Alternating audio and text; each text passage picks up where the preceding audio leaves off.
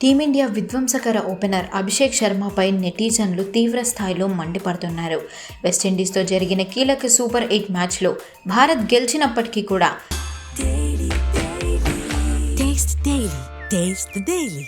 అభిషేక్ శర్మ వైఫల్యం ఇప్పుడు హాట్ టాపిక్గా మారింది.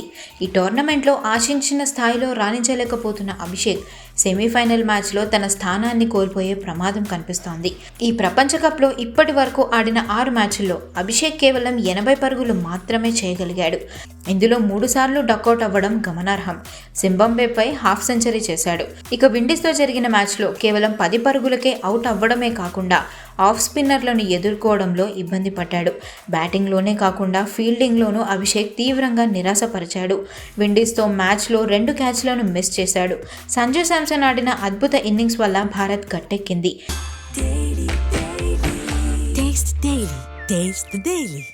లేదంటే అభిషేక్పై మరింత తీవ్ర స్థాయిలో విమర్శలు ఉండేవి. అభిషేక్ శర్మ బదులుగా రింకు సింగ్ను టీంలోకి తీసుకోవాలని లేదా ఇషాన్ కిషన్ను ఓపెనర్గా పంపాలని నెటిజన్లు డిమాండ్ చేస్తున్నారు.